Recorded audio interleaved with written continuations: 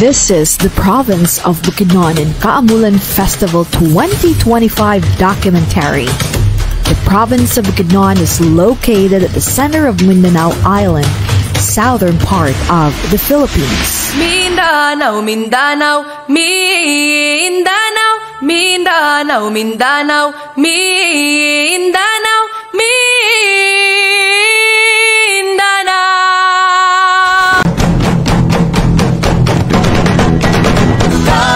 The name Kaamulan comes from the Binukid word amul, which means to gather, and this is the festival of the 7 tribes of Bukidnon.